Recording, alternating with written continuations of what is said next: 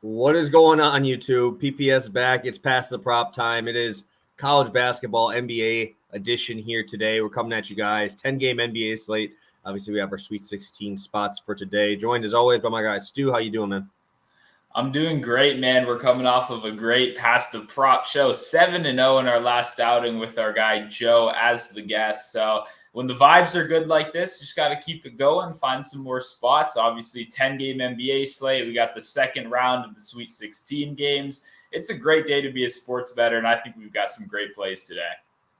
Yep. I think we have only one NBA spot. I think you're bringing us that, and then we got 3 college plays for today. A lot of good games, pretty close spreads outside of the Princeton spot. We got a nice 7.5 one in Bama. But the other 2 games should be pretty close. I actually really like the dogs in a couple of the games tonight.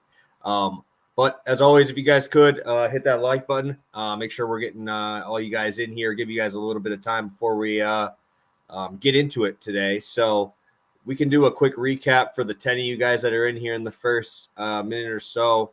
Let's go over Joe's place. We'll go over Joe's right away. Coming through with Bane assists right away. That one was pretty easy. I think he ended up with 6, 5, something like that. Yeah. Pretty easy.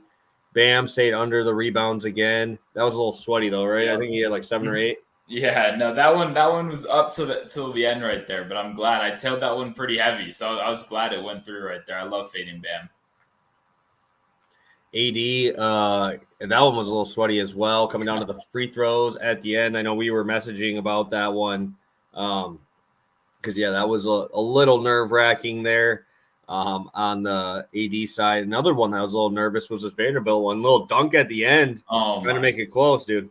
Dude, I'm sitting there screaming at my TV when that's going on because I'm ready to send out the tweet. Everything's going good. Vanderbilt has 5 fouls. He's 5 PRA away. And then, that little putback dunk, the rebound. I was on the edge of my seat right there. But luckily, he did stay under. It's a good call right there. And, hey, both AD and Vanderbilt came through in that Lakers game. Beautiful. And then Jokic side there. He crushed that, didn't he? Oh, yeah. Very easy. It's the Wizards. That's, it is what it is. Unfortunate for my team. But, we saw that coming from a mile away right there. Yeah, and I have had pretty nice couple shows on the sweat-free version. Fred VanVleet just absolutely murdered this line. Double-double as well. I was thinking that was my other chance for my long shot was Fred VanVleet, but it was only 290. So luckily we ended up cashing that one. And the best player NBA. Man, dude. Oh, man, that's a bad look for you, bro. Hey, I don't think it's a bad look for me at all. I said I love the play multiple times, and I made sure to let everyone know that he's a stat stuffer, okay? He loves getting those stats up, loves the triple-double. Sometimes it's with the turnover. Sometimes it's with the assist. Luckily, it was with the assist for us today. I'm telling you, he's watching the show. Jalen Green was obviously not trying to let us win, and we just had to give some shit talk, and we finally got it back our way. So I can't complain, man. I can't complain at all. This man dropped his third of the season, third triple-double of the season. That was 32-1 for that to cash.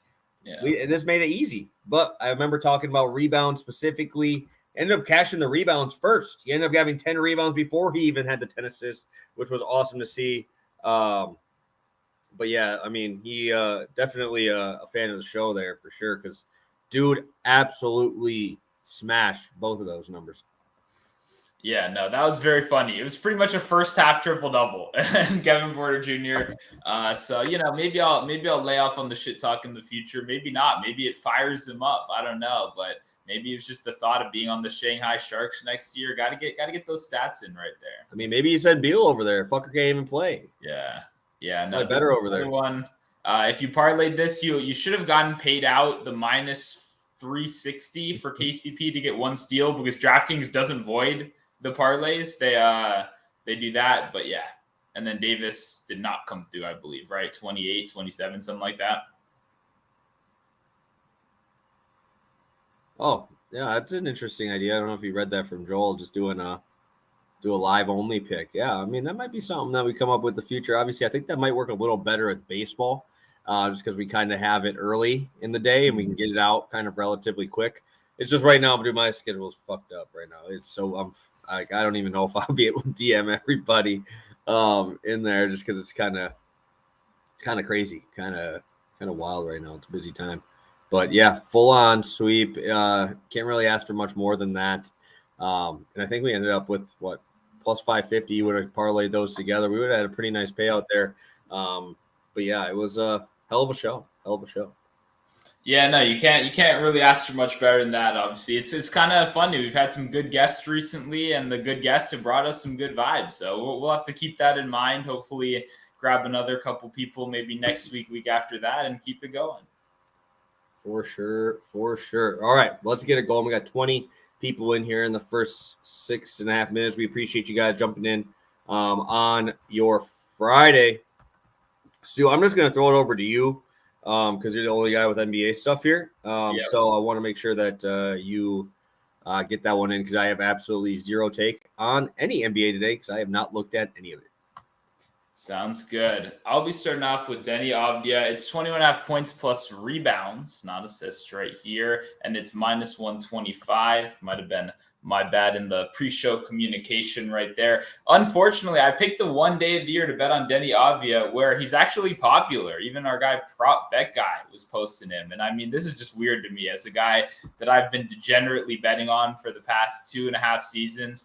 Actually probably my favorite player in the NBA. But I also recognize his flaws. This is a guy that is very inconsistent. He's not a great outside shooter. But I do think we have one of these situations where everything is coming together and is kind of perfect for us. So on the season so far, he's averaging 21 points plus rebounds in games without Kuzma and Beal already. So he is in this range. But when you look at his past matchup versus the Spurs, he actually had his season high in points that game. He recorded 25 points, I believe, with 8 more assists. So he cashed this one with just points alone right here. I do like assists as well, honestly, but the PRA line did get bumped up while the points plus rebounds stayed one down. So I chose to go with that one either way right there. But I just love the Spurs matchup.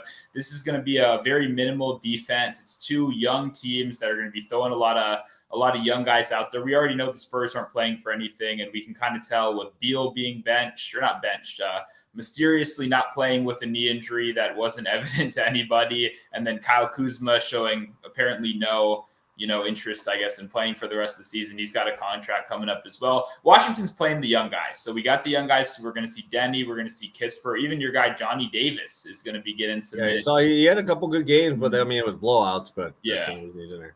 But no, he was showing some good signs. So for the rest of the year, it's going to be these young guys. It's shown in the last 2 games. Denny's over in each of the last 2. He's finally seeing those 30-minute marks. If he sees 30 minutes against this terrible Spurs team, he's a great rebounder. He's finally driving. He's finally getting inside. If you look at his shot chart from earlier in the season, there was a lot of outside shots. But now the shot chart is really he's getting in the paint. He's getting to the free throw line. That'll be key for his development. He's 6'9", but he kind of plays like he's 6'5", 6'6". So finally getting down in the paint, brawling with a Spurs team that can't defend the paint for shit, right? They traded away their one good paint defender earlier in this year, and they've got nothing. So I love Denny in the spot. It should be a pace-up, low defense spot. He's going to get that 30 minutes, and I think he puts together a very impressive stat line tonight. Yeah, and one other thing to kind of mention here is, my God, the Spurs bigs with no Bassey even there, like, I mean, they're rolling Gorgie Zhang out there for a healthy amount of minutes. Yeah, Gorgie Zhang is like 38, bro. Like, he ain't doing anything out there defensively. Mamu definitely ain't playing defense out there either. Yeah. I mean, dude, this is, oh man, it's as prime of a spot as you're gonna get. Oh my God, and Zach Collins might not even play, dude. Like, come on, dude. Like, this is brutal, and they're resting everybody. Like, they're resting all these guys. So, definitely a spot I can get behind there. I've been playing a lot of Denny and DFS, and sucks that his prices are starting to go up. All right, Stu. I'm sorry we had to bring up the whole Kansas State thing, but I think it's that time. It's that time to switch over there. What did you think of that game last night? The Gonzaga game I know you watched. What did you think about that? Yeah, it was a great game. I know they had a little bit of a rivalry, that 2021 Final Four game with the buzzer beater, tons of NBA guys. I know Kispert, Suggs, all those guys. So to see these two strong teams, I had some futures on both of them, so I was kind of happy either way. Like, I have the most recent Gonzaga one that I talked about in our bracket show, and then I had the overall UCLA one, which unfortunately came to an end due to, a lot of injuries. But it was a battle. It was a great game. Timmy down there fighting in the paint. Didn't he outscore the rest of his team or something? It was real close. Yeah, like 34. I think 36.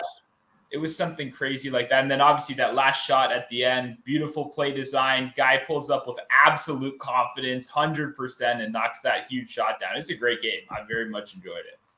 I know when we talked about Gonzaga, dude, I remember, I don't know if it was on here, if it was on my show there, but talked about my boy, and that's my boy Malachi Smith. You guys finally got to see him in a spotlight game. That dude took over with Timmy on the bench. Timmy didn't even get to finish the game because he can't make his free throws, so they had to bring in all these other guys.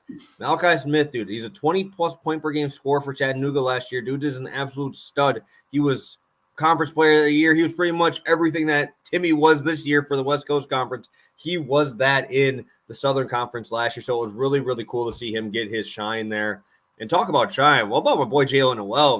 Not Jalen Noel, Marquise Noel. Jalen Noel is actually his brother. Plays for the Timberwolves there, but Noel, baby, what a show, what a clinic. Players make plays in big games, baby. And, dude, that was huge for my bankroll. Holy shit, we needed that one. Yeah, I mean, I saw it. Did you see the clip with the fake arguing with the coach and then the lob at the end? Vibes, bro. It's that vibe. Isn't he doing that shit, bro? He ain't doing that shit. Too old school for that.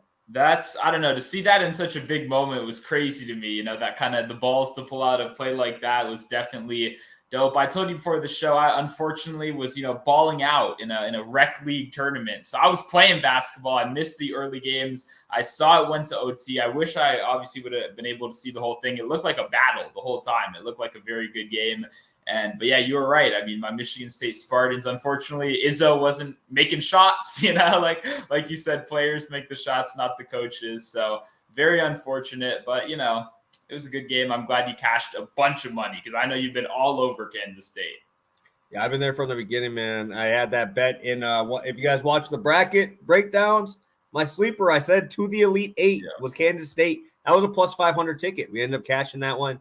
So that was huge. Obviously, again, I go back to why the hell is Michigan State a 2.5 point favorite for a while there? Like, what are you doing, dude? Like, they have no bigs. They got no bigs at all, dude. They have nobody down there with Tomlin, and obviously Keontae Johnson got all the love this week because everybody was trying to stop Noel, and you still couldn't even stop him.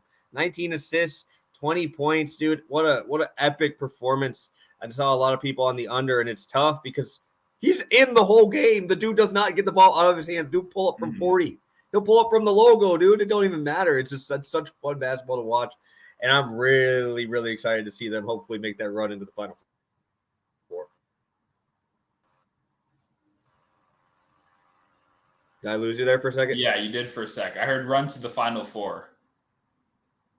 But yeah, I hope so. Hey, all I know is I picked Kansas State in every single bracket of mine. I probably did 8 total, except the pass the prop one. I picked Michigan State in that one. But I took Kansas State all the way in every single bracket thanks to you. So hopefully that does make me a little bit of money. I appreciate the confidence because even from the first game, you're like, Kansas State's good. They're going far. So I'm glad you fired me and anyone else who watched up. Hopefully they've got those Kansas State tickets as well. Yeah, dude. And that's why I like New Mexico because they're kind of in that same type of vibe, right? They got House, they have Mashburn Jr., and they got the big guy down low, right, in the dudes. So that's what I'm saying. Like those types of teams in March, bro. Those are the teams you want to be backing on. Those old dudes go out there and vibe out there. Obviously, Deontay Johnson, the guy with the heart condition that happened over in Florida. So yeah, really cool to see that. What game are you looking forward to tonight, Stu? We got 4 games on the docket here. I'll have 2 plays. Obviously, you'll have 1 for these college spots. What game are you looking forward to the most? For me, it's probably the late game hammer right here, this Texas matchup. I don't know. I don't know what to think about Texas at all. I've watched 2 full games from them, and I don't really know what kind of team they are. You know what I mean? They got real hot that first game. Like, I just feel like that's the biggest mystery to me. It feels like that's going to be a very competitive game. Both sides have shown a lot of offensive firepower at times. So for me, it's probably the late game once again. I think we might see tons of action in that one. Yeah, I like that. I like that game for sure. I will actually I already bet Xavier at the 5. I think at +5. I got Xavier at. I think it's 4 now. I think it should be closer than that. I honestly don't think Texas is 4 points better than Xavier. Offensively, Xavier, dude, I won't get into it. I'll talk to it about it in a little bit here. But since you took that one, I want that San Diego State game. I want that early game. I want that game matching up Alabama versus the old, lanky, slow team. Slow these guys down. I want to see what happens. I want to see when you get punched in the mouth. Bama hasn't had that. They haven't had that team that will actually slow you down. And I'm going to talk about it here in a second. Actually, fuck it. I'll just go right now. So we'll just go right now. So I'll start out with my first play. I'm going 7.5 points there on San Diego State, backing them against Bama. Obviously, I want to talk about the first game of the tournament for San Diego State. They played against Charleston. Charleston, a great team in their conference, a team I backed a lot. They're faster than Bama. They run faster than Bama. They got that game into the 120s. They played that game into the 120s. They play New Mexico, who plays fast, and they never even touch higher than 80 points, and they average over 80 points, right? This team has played very, very good offenses. I'm not going to say they're as good as Bama. Bama's obviously very, very good. But my biggest thing is they're going to need to defensive rebound, and San Diego State is a top 20 team in defensive rebounding. Alabama is the number one offensive rebounding team in terms of the amount that they get percentage-wise. But man, dude, I think the offensive glass for San Diego State is going to be important too because they're bringing out so many dudes, right? If we just look at their roster, they're playing like 8-9 dudes in these games, right? Is because they're all built in that same way that all of these Bama guys are, right? They're those athletic wing type players, can shoot. Well, San Diego State's bringing out all these dudes that are like 6'7", 6'8". They got Menza off the bench. He's playing like 20-some minutes. He's 6'10". Right, and then you got Matt Bradley, who if he was in a big conference, you guys would be thinking he's the next Perry Ellis because that man's been there forever. That dude is forever there, 13 points a game, but he plays fantastic defense. Down the stretch, if I need to see a shot made, if San Diego State's up 2, I don't know if Bama's going to get that bucket, right? I don't know if they're going to be able to get that bucket because their defense is that good. I know this is going to be a tough matchup. But 7.5 points in a game against San Diego State is so many. That's 3 full possessions. And San Diego State's going to dribble that ball through 5 seconds on the clock, right? That's how they play. That's how they want to play. And that's how they're going to have to play here against Bama. And Bama, 34% from 3. You're going to have to make your threes here. Obviously, you got some length in the paint for San Diego State. I'm really curious to see how, I think it's Bedioko. I'm curious how he's going to do on the offensive end. I think he has to have a massive game because Miller's going to get that double. Who's going to be somebody to do something with it, right? You have to be able to make your shots. I think the 3-point shooting for Bama is going to be, that's going to be the breaking point, right? If they're going to cover 8 points, you're going to have to make those. Better at 34% because if you're going to drive into the paint on these guys, these dudes know how to get those lanes covered. They know how to cut off those drivers. Oh, man, it's hard for me not to just be throwing money on San Diego State today because I love backing these older teams. I love backing these teams that I know I can trust down the stretch. And I'm really, really curious to see how this matchup goes because 7.5 points is wild, man. Yeah, 7.5 points is a lot for like any spread in general, right? But when you talk about a team like San Diego State, which is so slow, they muck it up, they play great defense. Play in the mud, baby. You want to play in the mud. Exactly. And if they can get Alabama kind of on their terms, then I agree 7.5, feels big no matter what. But in a matchup like this, it feels like 10, 11, something like that, because they're able to just make these games so ugly and on their own terms and in their own pace. So I don't know. It'll be interesting. I think, like you said, it's kind of secondary player for Alabama step up. Are there guys that are showing that they can carry that load when the doubles come in? And for anyone that's watching NBA right now, and mostly is an NBA fan, you're going to see the number 2 or number 3 overall pick in the draft in this game right here. So there's definitely something to pay attention, even if you're just an NBA fan as well. Yeah, I mean, I expect most people to be on Bama, right? Nobody wants to bet this team. I bet this team all the time, though. I've watched this conference religiously. Like, this is the teams I like to back. New Mexico, you know how much I talk about New Mexico? Guess who won that conference? These guys. San Diego State won that. So it's like I watch a lot of these games. I understand everybody's going to bet Bama. Dude, it's the public pick, right? Everybody wants to. They're the 1 seed. They're the people everybody took to their final. Nobody wants to watch them play this team. Nobody does. This is the good basketball, though. This is what I want to see in March, though. I want to see, can you win in a different style? Because San Diego State is not going to run. It doesn't matter if they get the option. They're just going to slow it down. That's why these 7.5 points, that's a lot of fucking points, dude. That is so many points. And I think a lot. I mean, I don't expect many people to agree with it. I don't expect a lot of people to want to bet this side. But I think if you're telling me Joel put it in here. He said, I like Bama. I like Bama 72.5. When's the last time you've seen Bama's team total at 72.5? I don't even know. It's been so long, dude. I bet their first game, I bet them over 91 for their team total. Vegas respects this defense, right? Vegas knows what's up with these guys, and I think that everybody's going to be on that public bet. Just, hey, keep going, because I think it opened at 7. Now it's at 7.5. And, I think I'm going to be – I'll sit on my island. I've been on that island. I like being on the island. I like being the only team backing on these teams that I can trust with these seniors out there. Hey, sign me up. Let's go. Let's go Aztecs, baby. Let's go Aztecs. No, I'm in. I'm excited to tail this one. I hope it's a close game. It feels like one that kind of comes down to the wire. Alabama maybe wins by 4 or 5 on some free throws. Can San Diego State shoot free throws? Are they? I feel like they can. I feel like in my head it tells me 73.4. Okay, that's pretty good. I don't know. And Bama is 72.8. Okay.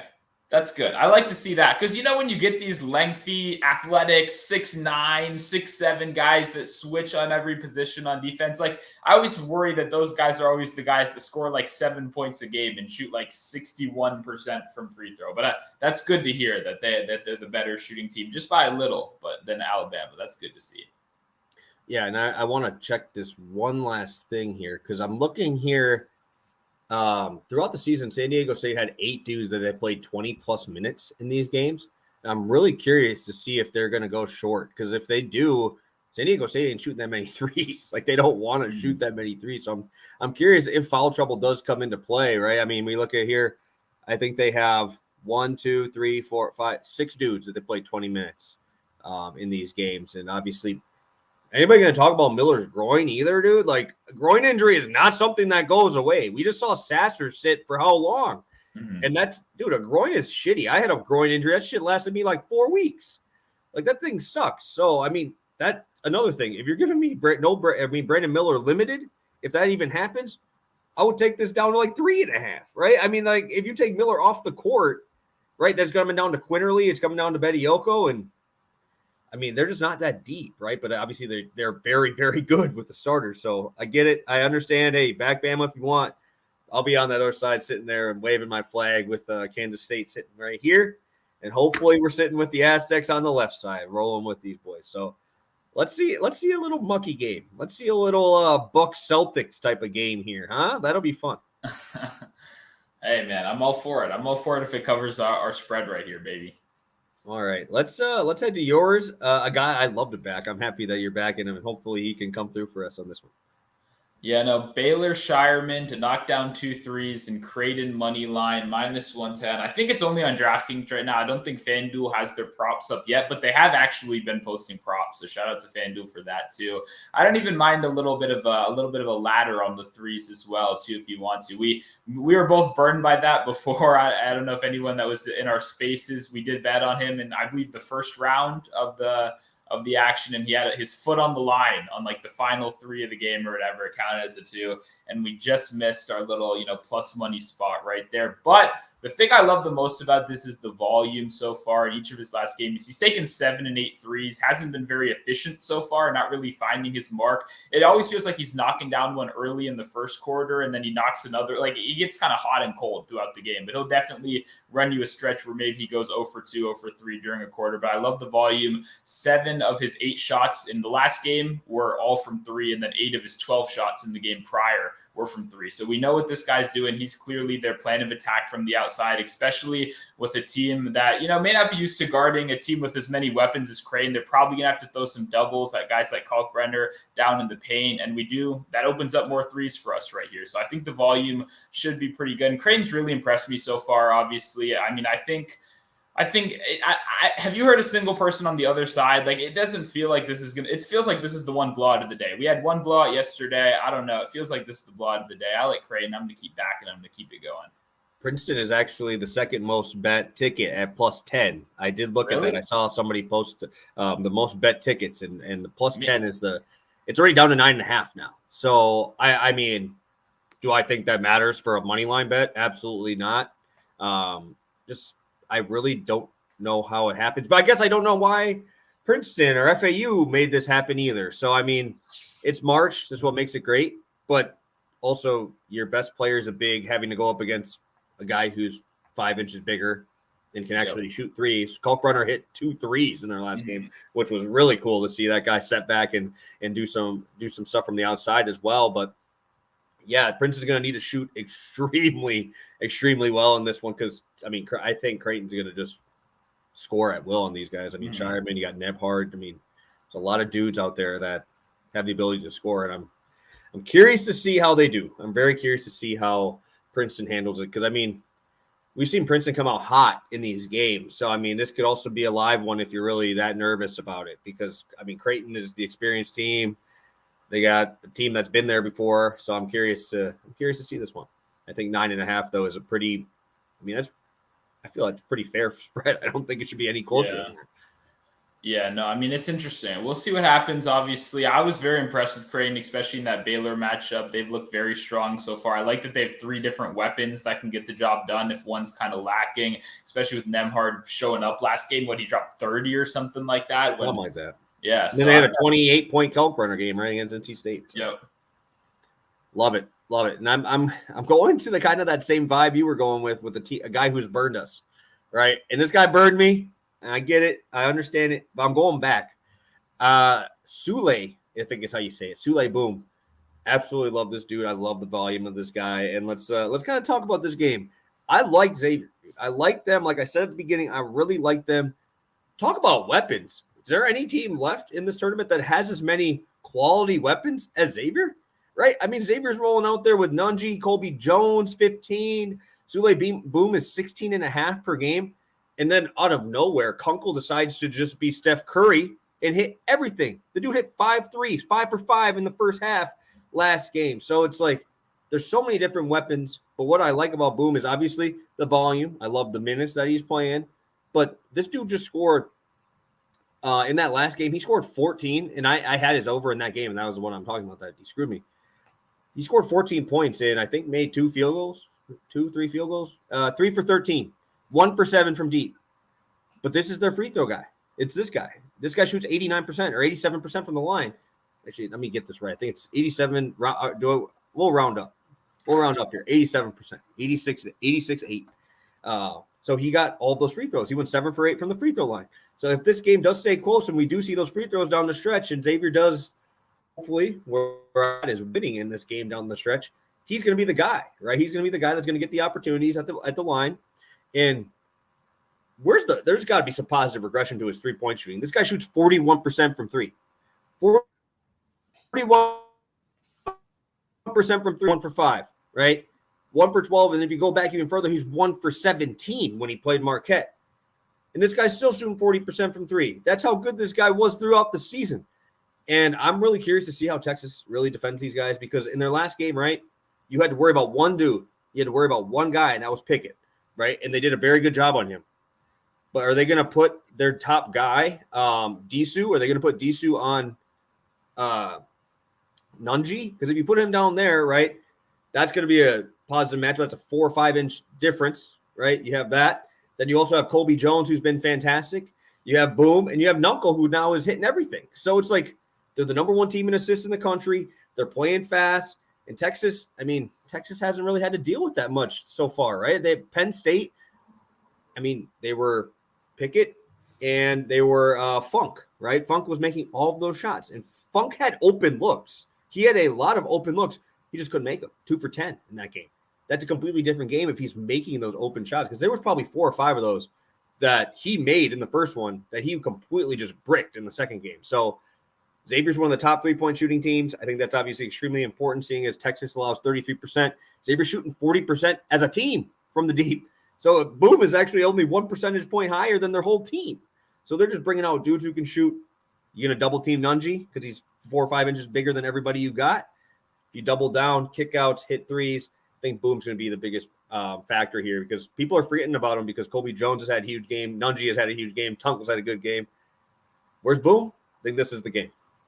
Yeah, I mean, first of all, that's an awesome name. One, that's a good start too. But I've had a lot of luck doing the same kind of thing you're doing, especially in these close late game kind of predicted situations is pick the guy that's going to take the free throws. Because if you've been watching any of these, Sweet 16, round of 32, whatever, we've seen time and time again that when it comes down to the last 5 minutes, the last 3 minutes, these guys absolutely go ham on the free throws. It becomes a free throw shooting competition at a certain point, like we mentioned with Timmy bricking both of those earlier in the show. So it's one of those situations where you love, even if he's sitting at 12, 13, with 4 or 5 minutes left, you can have confidence that down the line, they're going to try to get the ball in his hands off those inbounds if it's one of those foul games. And I think, like we said earlier, this should be a real competitive game. So I like this look. I like a team that plays fast. They give me Kings vibes. I kind of feel like these are the Kings of college basketball. So I'm in. I like it.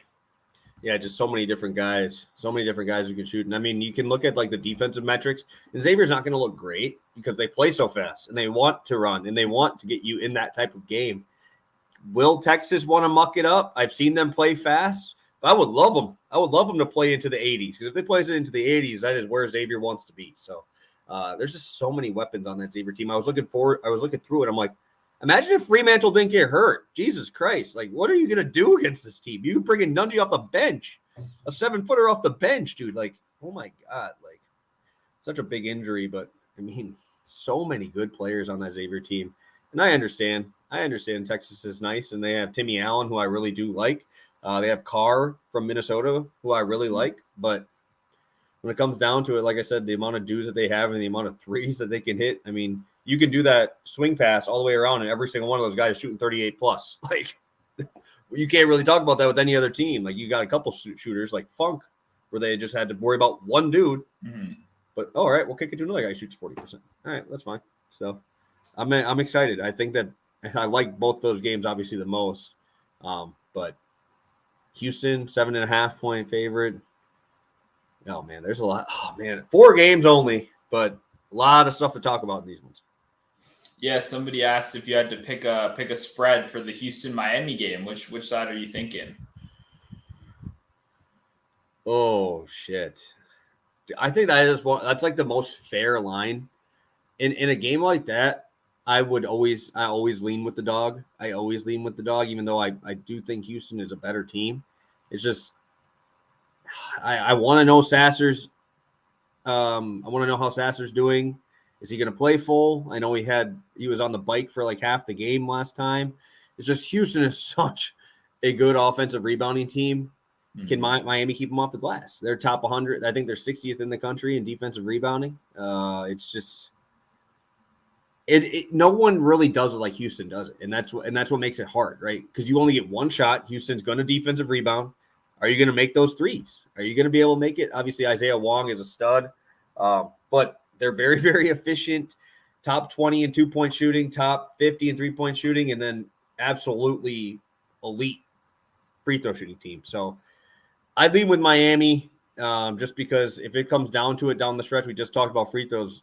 Houston, not very good. Miami, 78% as a team. 7.5 points. Again, it's a big number for anybody to cover. And if Houston does what they want and slows this game down, then that's even harder.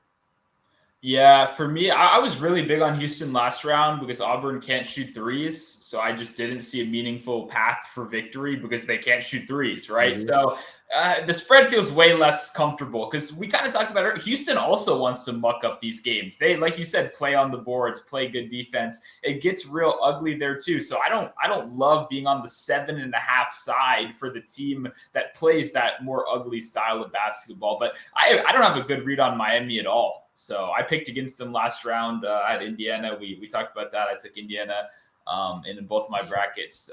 So they won the first round. You can't give me too much shit. I at least got one of 2 right there. But I don't have good Miami vibes. I will not be betting on Miami. That's all I can tell you. Maybe you'll get some props. I'm 2-0 on Miami so far. Took a money line there. Took a money line against Drake. I'm gonna take the spread. If I have to lean with one, I'm not proud. I don't think I'm gonna bet it, but they are 2-0 for me so far. And me betting money lines because they've actually been in really close games, right? Houston obviously had to come through on Auburn, but Auburn, like you said, cannot shoot threes. They're fucking terrible at shooting, and Miami's not. So that just kind of makes for another narrative here. That's why these games are so great because something's got to give. And if Miami's hitting those shots, like like teams have been, right? Like FAU has been, like all these other teams that are getting hot at the right time. It could be a little fun one. Could be fun, little fireworks there. For me, I kind of hope that both ones or Bama and Houston go down. I hope that's what I kind of hope for, because this tournament's wild. Like we knew it was going to be open, right? Because there was no team that was definitively the best team in the country, and I would love to see them both go down and just see this Elite Eight full of double-digit seeds, 6s, 3s, the best. Like that's what I think that would be fun. No, I'm with you. I'm all for, once the bracket gets busted, I'm all for mayhem. Give me every dog possible, like maximum craziness. I'm completely with you there. Beautiful. And I really like this one. I like this one better than the Sasser points. I saw you talk about Sasser 17.5. If I had to pick one, I would definitely pick this one. I really like Kalkbrenner today. And we were talking about before the show, dude. The rebounds are just weird, bro. Like he just doesn't rebound that well. Yeah. But I do. 4 is enough where I think we can both agree that that's a number that he should get. But he gives like Porzingis vibes where you're like 4 should be really easy, but he could get 3. You know what I mean? Like he could get 3 rebounds playing 30 minutes, 33 minutes, something like that. Yeah, and Desi can shoot too. So it's like, or that mid range. So could see him come out, or not Desi. What the fuck? I'm talking about Texas right now. I'm on that Texas game there. But they also have the other big, I don't even know how to say his name. It's a tough name for me. The Princeton big, the 6'10" guy. Yeah. The best player. So whenever I have to say it, I just go the Ivy League player of the year. That's I don't even try. Like I'm usually pretty good with them, but that one I don't even try. That's fair.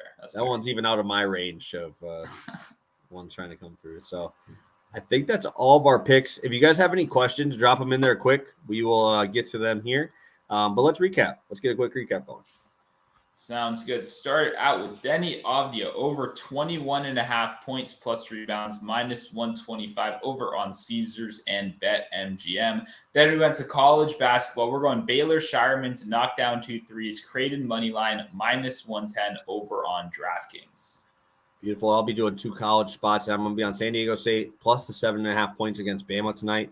And going with my boy Sule, boom, baby, over 16.5, minus 104. That is on FanDuel. DK is giving me minus 130. Let's get away from DK today. Let's go over to FanDuel and grab this spot at 16.5, minus 104. 5.5, minus 140 for Kalkbrenner.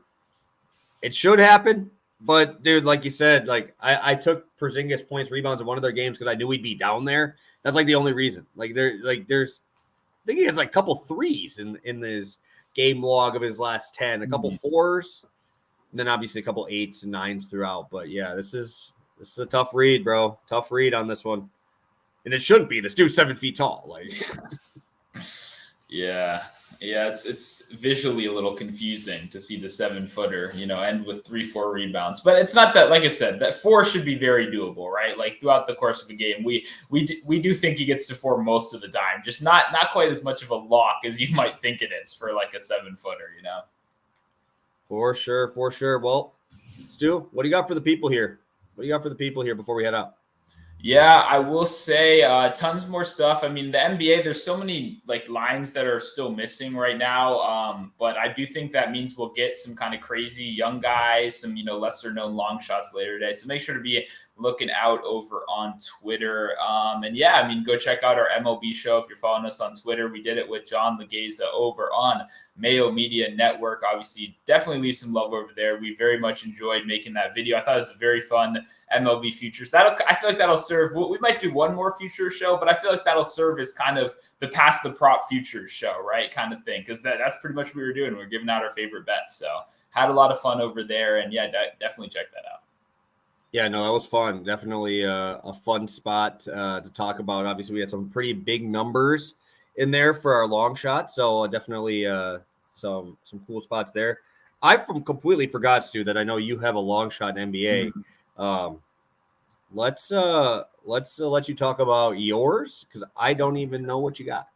Yeah, I have a small one. It's Kelly Olynyk to get a double-double plus 470. I haven't shopped it. I have it up on DraftKings right now. I don't think there should be a better price on that. It's pretty simple. Guys got a double-double in the last 3 without marking in. This line feels like it should be like plus 270 with how everything's been recently. It's not a good matchup. It's the Bucks, right? This is a volume play, not a what do you call it? Not like a great matchup or anything like that. But also, he's been getting real close with the assist as well. Speaking of really random kind of Kevin Porter Jr. getting there on rebounds, he's got 7, 8, 6 assists in some of these games without marketing. So more of a playmaking role. He's getting the boards. I think the points is kind of the automatic part. No Laurie. I have a lot of trust. He should get 30-something minutes in this game. It just, the number feels wrong. Plus 470, that was kind of a pretty easy bet. Obviously, don't got to go too crazy. But like I said, long shot number 1 for me right here. I definitely should have a couple more, though, by the end of the day with how many injuries there are. I love betting on these lesser-known guys, when the injuries come up. But this is long shot number 1 for me. Yeah, no, and I'm always curious. I don't know. I almost would lean the assist that he would get it with because I don't think he's going to be in the paint at all. The dude's going to be scared putting him in the corner, bro. He's going to get bodied by Bobby Portis or Brooke Lopez if Kessler ain't in there. So I guess I can do a long shot. I'm just going to take San Diego State money line. I guess that would be my only long shot. I didn't look at, like I said, I didn't see I didn't bet any NBA. I haven't even looked at the slate. Probably won't bet NBA today. But I like this game to be close, dude. And if I have a chance at cashing almost 3-1 ticket on a team that I think is going to stay close and has some older dudes to muck up the paint there, I like it. And I'm fuck, dude. I'm oh shit. Olynyk now plus 310. On what book? I will, Dan, if you want to drop that there, what book you're on there. But damn, I'm gonna go with that plus 280 on DraftKings. It's plus 250 on PointsBet. So, oh man, dude, I can't get away from this game, bro. Can't get away from this game. So I'll take the long shot on the Aztecs to muck it up and just absolutely fuck some people's brackets. That's what I'm hoping for, dude. I'm just hoping that people's brackets go up in flames so all the Bama backers can deal with what all the other people that bet like Arizona or Kansas or any of these other big ones go down. So love it, love it, love it. Stu, it's been a pleasure, my man. FanDuel has it at that line. But DraftKings has plus 430 right now. So it's gone down in the last hour 40 points, but still plus 430. So I would definitely do that over 310 on FanDuel. Terrence is here. Combo, almost 20-1 odds on this one. So, hey, I've spent $10 on worse, right? So hopefully we can come through and get you a $200 paid out there. Very, very excited for tonight's stuff, obviously. Fun action. Thank you guys so much for tuning in with us. 30 of you guys made it through all 45 minutes. And hopefully, we can come through for some more winners here. So have a good one, guys, and best of luck tonight on all your plays.